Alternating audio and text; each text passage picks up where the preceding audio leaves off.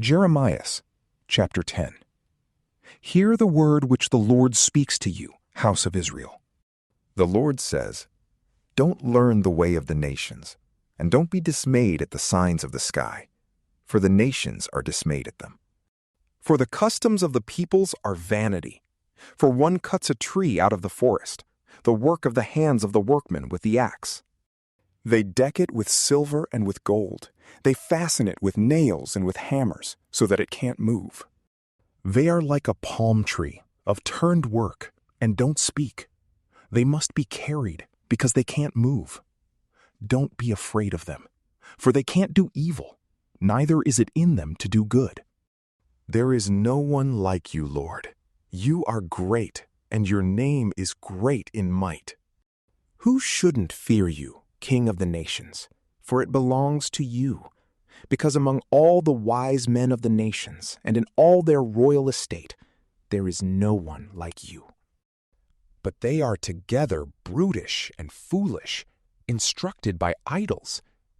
It is just wood. There is silver beaten into plates, which is brought from Tarshish, and gold from Uphaz, the work of the engraver and of the hands of the goldsmith. Their clothing is blue and purple. They are all the work of skillful men. But the Lord is the true God. He is the living God and an everlasting King. At his wrath, the earth trembles. The nations aren't able to withstand his indignation.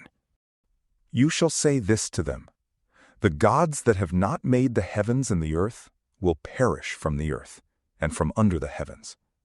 God has made the earth by his power. He has established the world by his wisdom, and by his understanding has he stretched out the heavens. When he utters his voice, the waters in the heavens roar, and he causes the vapors to ascend from the ends of the earth. He makes lightnings for the rain, and brings the wind out of his treasuries. Every man has become brutish and without knowledge. Every goldsmith is disappointed by his engraved image, for his molten image is falsehood, and there is no breath in them. They are vanity, a work of delusion. In the time of their visitation they will perish. The portion of Jacob is not like these, for he is the maker of all things, and Israel is the tribe of his inheritance. The Lord of armies is his name. Gather up your wares out of the land, you who live under siege.